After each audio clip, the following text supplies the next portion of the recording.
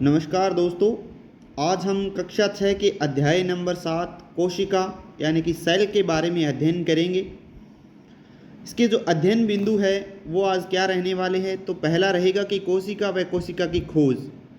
फिर हम देखेंगे कोशिकीय संगठन के आधार पर जीव, कोशिका का माप, कोशिका की आकृति, कोशिका के विभिन्न भाग और प्रोकैरियोट्स एवं यूकैरियोट्स के बारे में आज हम अध्ययन करेंगे। अगर आप चैनल पे पहली बार विजिट कर रहे हैं तो प्लीज़ चैनल को सब्सक्राइब करें और वीडियो को लाइक करें और अपने दोस्तों के साथ शेयर ज़रूर करें। हमने अभी तक कक्षा 6 के 6 अध्याय पूरे कर लिए हैं। आज हमारा जो है 7वां अध्याय है और एसएस के हमने कक्षा 6 कंप्लीट कर ली है और कक्षा 7 के भी 7 अध्याय कर चुके हैं। तो अगर आपने अभी तक वो वीडियो नहीं देखी तो ज़रूर वो वीडियो देखें। चलिए अब शुरू करते हैं आज का टॉपिक कोशिका। कोशिका व कोशिका की खोज। आप सभी ने मकान को बनते हुए देखा होगा। इसे बनाने के लिए बहुत सी ईंटों की आवश्यकता होती है। इन ईंटों को आपस में जोड़ के मकान का निर्माण होता है। इसी प्रकार सभी जीव जंतुओं के शरीर का निर्माण भी अनेक कोशिकाओं से मिलकर हुआ होता है। तो जो शरीर का निर्माण है वो कोशिकाओं के मिलने से होता है। क्या आप अनुमान लगा सकते हैं कि हमारे शरीर कितनी कोशिकाओं से मिलकर बना है?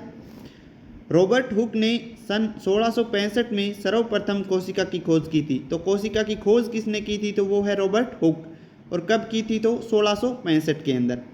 उन्होंने सवे द्वारा निर्मित सूक्ष्मदर्शी के नीचे कारक की पतली परत को रख कर देखा। कारक की पतली परत में उन्हें मधुमक्खी के छत्ते के समान कोष्ठक दिखाई दिए। इन कोष्ठकों को रॉबर्ट हुक ने कोशिका नाम दिया। जो आप इस डायग्राम के अंदर देख सकते हैं कि ये मधुमक्खी का जो छत्ता होता है उसकी तरह उनको दिखाई दिया और इसे क्या नाम दिया? तो कोशिका। अब आगे हम देखेंगे कि कोशिकीय संगठन के आधार पर जीव। तो मनुष्य तथा दूसरे बड़े जीव जंतुओं का शरीर कई खरब कोशिकाओं से मिलकर बना होता है। वह जीव जिसका शरीर एक से अधिक कोशिकाओं से मिलकर बना होता है बहुकोशिकीय जीव कहलाते हैं। कुछ जीव जैसे अमीबा, पैरामीशियम आदि का शरीर एक कोशिका से बना होता है और इन्हें एक कोशिकीय जीव कहते हैं। तो जिनका शरीर एक से ज़्यादा कोशिका से मिलकर बना होता है उसे बहुकोशिकीय जीव, और जिनका शरीर एक कोशिका से मिलकर बना होता है उसके दो उदाहरण हैं अमीबा और पैरामीशियम। उन्हें क्या कहते हैं? एक कोशिकीय जीव। एक कोशिकीय जीव भी बहुकोशिकीय जीव के समान श्वसन, पाचन, वृद्धि, जनन जैसी सभी प्रक्रियाएं करते हैं। प्रत्येक कोशिका में एक केंद्रक होता है। तो जो प्रत्येक कोशिका है उसके अंदर एक केंद्रक होता है। कोशिका में स्थित केंद्रक के चारों ओर पाई जाने वाली झिल्ली की अनुपस्थिति व उपस्थिति के आधार पर जीवों का क्रमशः प्रोकैरियोट्स व यूकैरियोट्स में विभाजित किया जाता है। जो कोशिका में जो केंद्र है उसके चारों ओर अगर झिल्ली अनुपस्थित है तो वो होगी प्रोकैरियोट्स, और अगर झिल्ली उपस्थित है तो उसे यूकैरियोट्स कहते हैं। आगे हम देखते हैं कोशिका के माप के बारे में। कोशिका का आकार 1 मीटर से 10 लाखवीं भाग यानी माइक्रोमीटर के बराबर सूक्ष्म होता है। बहुत ही सूक्ष्म होता है, यानी 1 मीटर के 10 लाख भाग होता है, उतना सूक्ष्म ये होता है, अथवा कुछ सेंटीमीटर लंबा हो सकता है। अधिकतर कोशिकाएं अति सूक्ष्म होती हैं। इन्हें नग्न आंखों से नहीं देखा जा सकता। सूक्ष्मदर्शी यंत्र की सहायता से कोशिका को देखा जा सकता है। सबसे छोटी कोशिका का आकार 0.1 से 0.5 माइक्रोमीटर है। तो सबसे जो छोटी कोशिका है उसका आकार क्या है, ये क्वेश्चन पूछ लिया जाता है। तो उसका जो आकार है 0.1 माइक्रोमीटर से लेके 0.5 माइक्रोमीटर है, जो कि जीवाणु की कोशिका है। तो सबसे छोटी कोशिका किसकी है? तो जीवाणु की होती है। और कितनी है? 0.1 से 0.5 माइक्रोमीटर। सबसे बड़ी कोशिका की बात करें तो वह शुतुरमुर्ग का अंडा है और जिसका आकार 170 × 130 मिलीमीटर होता है। तो सबसे छोटी और सबसे बड़ी, इनको आप याद रखें जरूर, बहुत ही इम्पोर्टेंट है। बहुत ही कॉमन क्वेश्चन है जो पूछा जाता है कि सबसे बड़ी कोशिका किसकी है? तो ये शुतुरमुर्ग का अंडा है, वो है, और इसकी लेंथ है वो भी आप इन्हें याद रखें। आगे हम बात करेंगे कोशिका की आकृति। यानी इसकी शेप कैसी होती है। कुछ कोशिकाओं की आकृति निश्चित नहीं होती है, वे अपना आकार बदलती रहती है, जैसे अमीबा, माइकोप्लाज्मा। अमीबा और माइकोप्लाज्मा क्या है कि ये कोशिका है, ये क्या करती है, अपना आकार बदलती रहती है। ये अमीबा की कोशिका का चित्र दिया हुआ है। हमारे शरीर में विभिन्न प्रकार की कोशिकाएं पाई जाती है, इनका आकार कैसा होता है, आओ इसके बारे में जानकारी प्राप्त करें। कुछ कोशिकाएं गोल व चपटी होती है, जैसे रक्त कणिकाएं। ये क्या होती है, गोल होती है और चपटी होती है, गोलाकार रक्त कणिकाएं हैं ये। कई कोशिकाएं लंबी व तर्करूप होती है, इनके दोनों सिरे नुकीले होते हैं, जैसे पेशी कोशिका। तो पेशी कोशिका में क्या होता है, ये तर्क रूप के आकार की होती है और इसके जो सिरे होते हैं वो नुकीले होते हैं। इसका आप डायग्राम यहाँ देख सकते हैं। ये तर्क रूपी पेशी कोशिकाएं हैं। कई कोशिकाएं बहुत लंबी व शाखित होती है, जैसे तंत्रिका कोशिका। तंत्रिका कोशिका क्या होती है, ये बहुत ही लंबी और शाखित होती है, इसके अंदर अलग अलग शाखाएं होती है। 3 प्रकार की कोशिकाएं हमने देखी है। पहली के देखी है गोलाकार रक्त कणिकाएं, 2 नंबर पे देखा तर्क रूपी पेशी कोशिकाएं और 3 नंबर पे हमने देखी लंबी शाखित तंत्रिका कोशिका। सामान्यतः कोशिकाएं गोल, चपटी अथवा लंबी होती है। सामान्यतः कैसी होती है, गोल होती है, चपटी होती है अथवा लंबी होती है। क्या बड़े आकार के जीवों की कोशिकाओं का आकार बड़ा होता है? यह बिल्कुल भी आवश्यक नहीं है कि बड़े आकार के जीवों की कोशिकाओं का आकार बड़ा व छोटे आकार के जीवों की कोशिकाओं का आकार छोटा हो, ऐसा कोई भी आवश्यक नहीं है, क्योंकि कोशिका के आकार का संबंध कोशिका के कार्य से होता है। उदाहरण, तंत्रिका कोशिका संदेशों को एक स्थान से दूसरे स्थान तक पहुंचाती है। तो जो तंत्रिका कोशिका है उसका कार्य क्या होता है, मैसेज को एक जगह से दूसरे जगह तक पहुंचाना। मनुष्य एवं चूहे के आकार में बहुत अंतर होते हुए भी दोनों की तंत्रिका कोशिकाओं की लंबाई एक साकित होती है। तो मनुष्य है और चूहा है, उस दोनों की क्या है, जो कोशिका की लंबाई है वो एक समान है। आगे हम बात करेंगे उत्तक, अंग और तंत्र के बारे में। बहुत ही इंपॉर्टेंट है, आप ध्यान से इसको देखें कि प्रत्येक सजीव की संरचना इकाई कोशिका है। जो प्रत्येक सजीव है उसकी जो संरचनात्मक इकाई है वो क्या है, कोशिका है। सामान्य कार्य करने वाली कोशिकाओं के समूह को उत्तक कहते हैं। तो उत्तक किसे कहते हैं, जो सामान्य कार्य करने वाली कोशिकाएं का जो समूह होता है उसे ही उत्तक कहते हैं। समान कार्य करने वाले उत्तक के समूह अंग बन जाते हैं। तो ये क्या बनाते हैं, आगे समान कार्य करने वाले उत्तक के जो समूह होते हैं वो आगे जाके क्या बनाते हैं, अंग बनाते हैं। विभिन्न अंगों से मिलकर तंत्र का निर्माण होता है और विभिन्न तंत्रों से मिलकर शरीर का निर्माण होता है। तो इसको स्टेप बाय स्टेप याद रखें कि कैसे होता है। सबसे पहले कोशिका, फिर क्या बनेगा, उत्तक, उसके बाद अंग, तंत्र और शरीर। तो शरीर का निर्माण किस प्रकार से होता है, कोशिका से।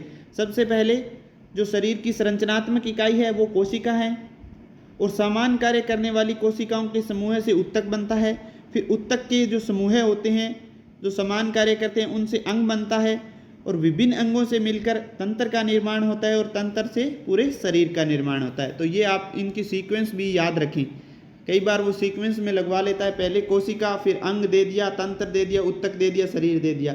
तो इस प्रकार से आप इनको सीक्वेंस में आपको लगाना आना चाहिए कि सबसे पहले कोशिका, फिर उत्तक, फिर अंग, फिर तंत्र और फिर शरीर का निर्माण होता है। आगे गतिविधि दी गई है, इसके बारे में हम देख लेते हैं कि प्याज का एक टुकड़ा लीजिए, चिमटी की सहायता से प्याज से एक पतली झिल्ली को निकालिए, इसे कांच की स्लाइड पर रखिए, फिर मिथाइलिन ब्लू की एक बूंद डालकर उस पर कवर स्लिप रखिए। कवर स्लिप रखते हुए ध्यान रखें कि उसमें वायु के बुलबुले न रहें। स्लाइड को सूक्ष्मदर्शी के नीचे रखकर ध्यानपूर्वक अवलोकन कीजिए। पेंसिल की सहायता से अपनी कॉपी में इसका चित्र बनाइए। तो ये क्या होगा, जो प्याज की जो एक पतली झिल्ली और कोशिका है उसका ये डायग्राम है, इस प्रकार से वो दिखाई देगी। गतिविधि 2 में क्या है कि एक स्वच्छ प्लास्टिक का चम्मच लीजिए, इसके पिछले सिरे से गाल के अंदर के भाग को धीरे धीरे खरोंचिए। इस खुरचन की कांच की स्लाइड पर रखें, पानी में देखिए, इस पर मिथाइलिन ब्लू की 1-2 बूंदें डालिए। स्लाइड को सूक्ष्मदर्शी के नीचे रखकर ध्यानपूर्वक देखिए, इसे कोशिका झिल्ली व केंद्रक की पहचानिए तथा चित्र बनाकर उसे नामांकित कीजिए। तो गाल के जो भीतर सतह है उसमें जो कोशिका है वो किस प्रकार से दिखाई देगी, इस प्रकार से या आप डायग्राम में देख सकते हैं कि एक तो हमें केंद्रक झिल्ली दिखाई देगी, फिर बाहर है वो क्या है, कोशिका झिल्ली दिखाई देगी। जो अंदर का भाग है वो कोशिका द्रव्य कहलाता है, और जो केंद्रक है वो अपनों ने देखा कि बिल्कुल सेंटर में है, इसके वो क्या कहलाता है, केंद्रक कहलाता है। अब हम बात करेंगे कोशिका के विभिन्न भागों की। तो कोशिका के 3 मुख्य भाग है। कोशिका के जो मुख्य भाग है वो कौन कौन से हैं? नंबर 1 पे है कोशिका झिल्ली, कोशिका द्रव्य और केंद्रक। जो अपने डायग्राम में ऊपर भी देखे थे, कोशिका झिल्ली आ गई एक ये केंद्रक आ गया और एक कोशिका द्रव्य आ गया। तो इन तीनों के बारे में अपने डिटेल से आगे देखेंगे। तो नंबर 1 पे क्या देखेंगे अपने, कोशिका झिल्ली। यह कोशिका का बाहरी आवरण बनाती है, इसे प्लाज्मा झिल्ली भी कहते हैं। तो जो बाहरी आवरण बनाती है इसे क्या कहते हैं, प्लाज्मा झिल्ली। यह सैरंध्र यानी छिद्र युक्त होती है तथा वसा व प्रोटीन की बनी होती है। जो प्लाज्मा झिल्ली है या कोशिका झिल्ली है वह किसकी बनी होती है, तो वसा और प्रोटीन की बनी होती है। कोशिका झिल्ली कुछ चयनित पदार्थों को ही कोशिका में प्रवेश करने देती है तथा अनुपयोगी पदार्थ को बाहर निकालने में सहायता करती है। यह झिल्ली जंतु व पादप कोशिकाओं में एक जैसी होती है।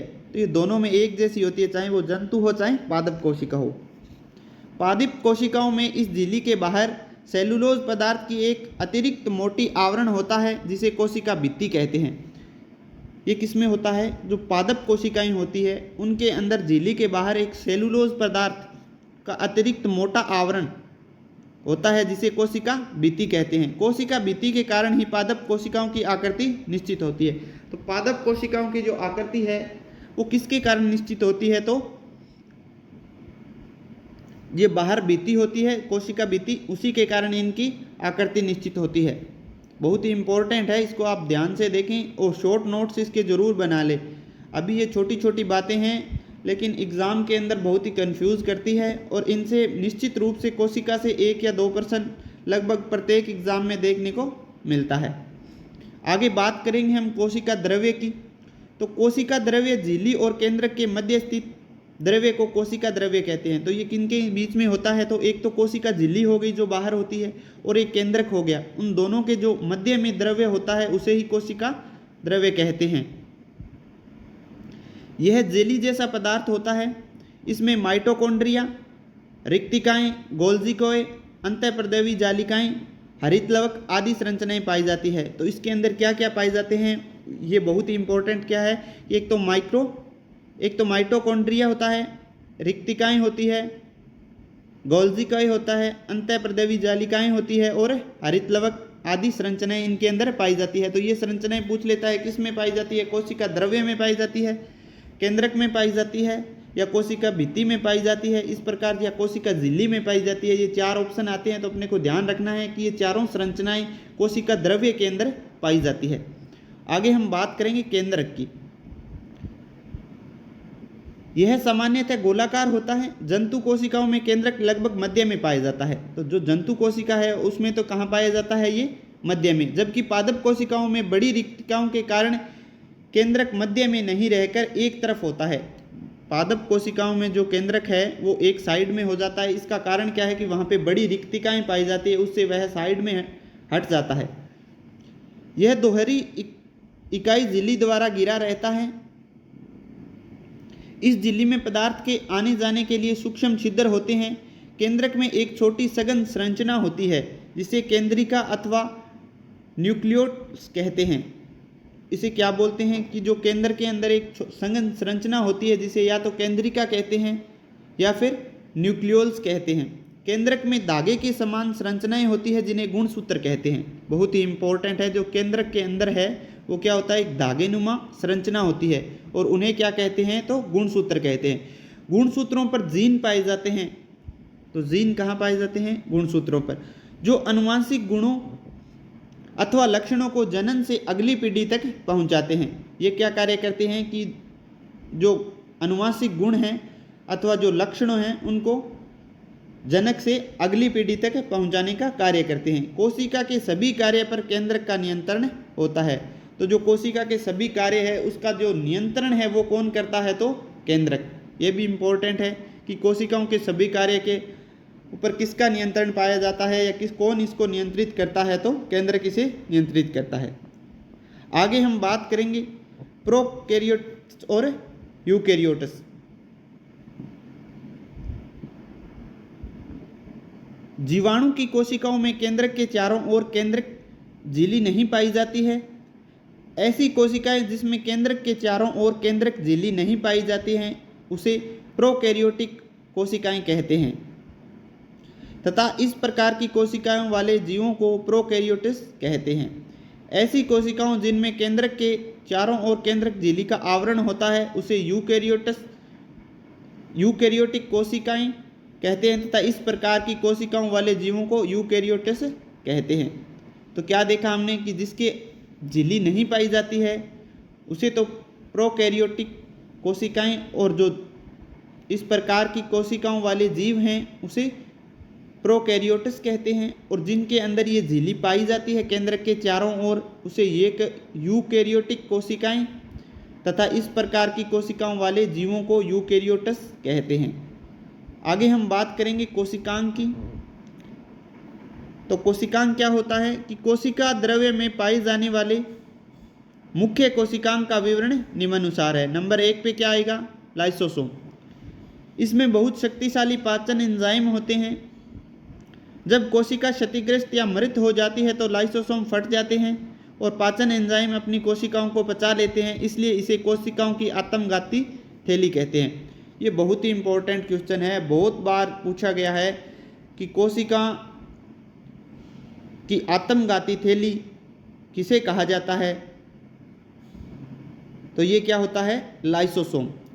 लाइसोसोम को कोशिका की आत्मघाती थैली कहा जाता है। इसका कारण क्या है कि जब लाइसोसोम फट जाते हैं और पाचन एंजाइम अपनी कोशिकाओं को पचा लेता है, इस कारण इसे आत्मघाती थैली कहा जाता है।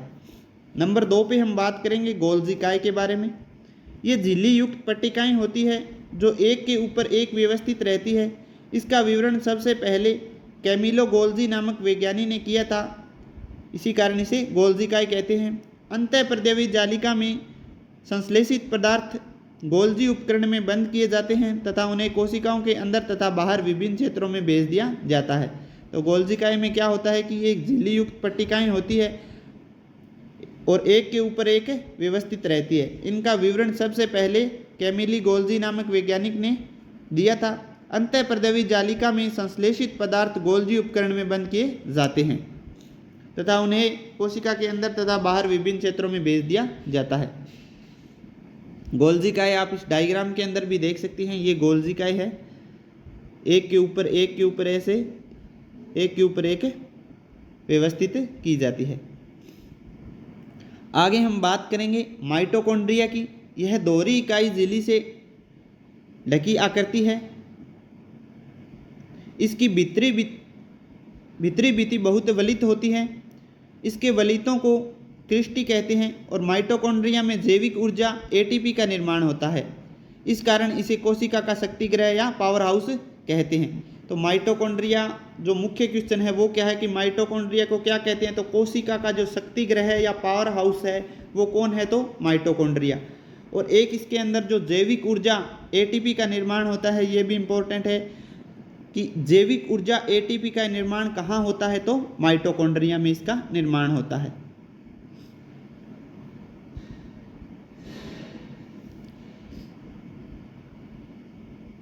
आगे हम बात करेंगे अंतःप्रद्रवी जालिका के बारे में।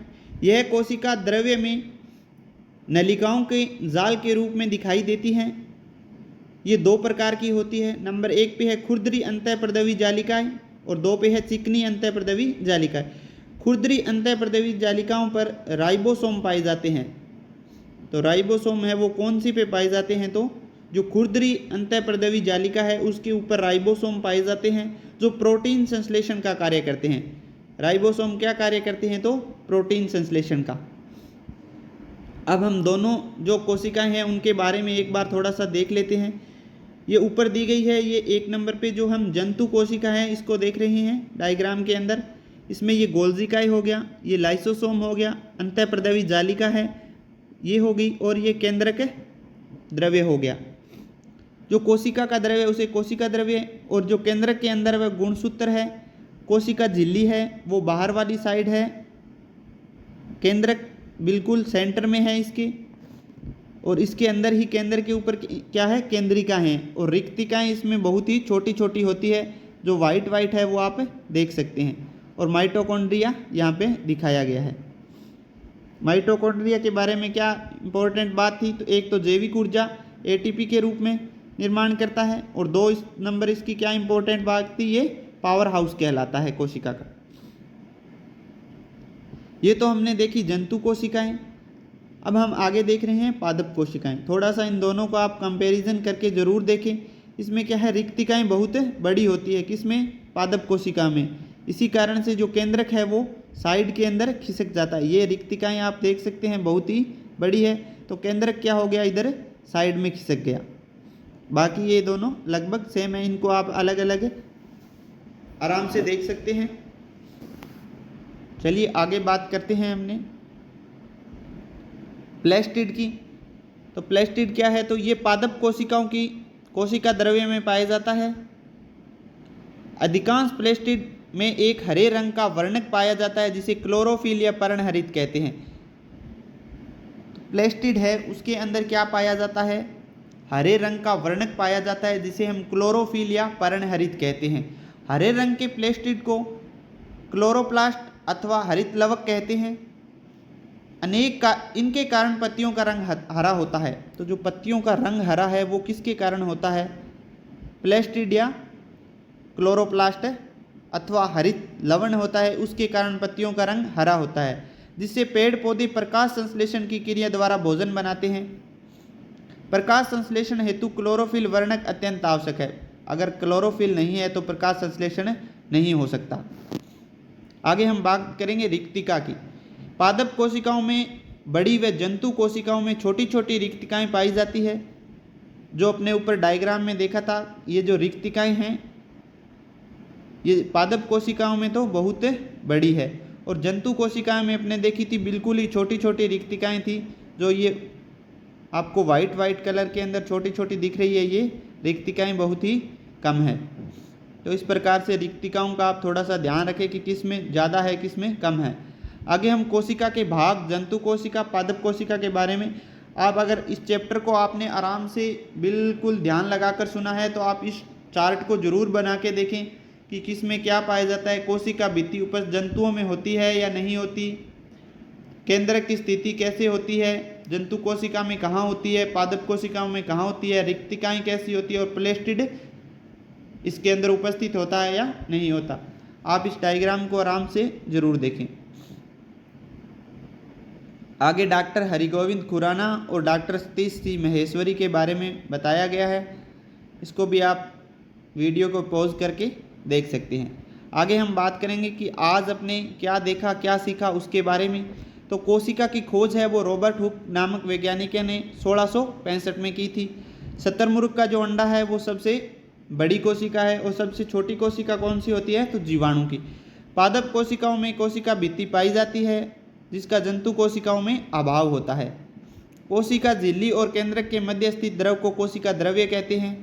ऐसी कोशिकाएं जिनमें केंद्रक झिल्ली का अभाव होता है उसे प्रोकैरियोटिक कोशिकाएं कहते हैं। और क्लोरोप्लास्ट या हरित लवक में क्लोरोफिल या पर्णहरित पाया जाता है। केंद्रक में धागे के समान संरचना पाई जाती है जिसे गुणसूत्र कहते हैं। तो ये थे इम्पोर्टेंट बात थी जो आज की अपने इस चैप्टर में देखी। आगे कुछ अभ्यास क्वेश्चन है 4-5, वो भी आप ज़रूर करके देखें। कई बार डायरेक्ट क्वेश्चन यहीं से उठा लिए जाते हैं। तो पहला क्या है, कोशिका की खोज किसने की थी। फिर जंतु कोशिका में नहीं पाया जाता, क्या नहीं पाया जाता है इसके अंदर। और आगे है 3 नंबर पे, समान कोशिकाओं का समूह है जो एक विशिष्ट कार्य करता है उसे क्या कहते हैं। और 4 ये रिक्त स्थान की पूर्ति वाले क्वेश्चन हैं। इसको देख के अपने को कुल मिला के 7 क्वेश्चन बन गए हैं। अगर आपको ये 7 के 7 क्वेश्चन आ रहे हैं तो इसका मतलब है आपने वीडियो को पूरे ध्यान से सुना है। अगर आपको इनमें से 1 या 2 क्वेश्चन नहीं आ रहे तो उन क्वेश्चन को आप ज़रूर वापस वीडियो को देखें और इन क्वेश्चन को हल करने की कोशिश करें। आज की जो अपनी वीडियो है इसमें से कम एक क्वेश्चन तो पक्का ही आएगा, चाहे वो सीटी है, चाहे रीट है, चाहे अन्य राजस्थान का कोई भी एग्ज़ाम है। केंद्रक और कोशिका, इनके अंदर से क्वेश्चन पूछा ही पूछा जाता है। धन्यवाद दोस्तों।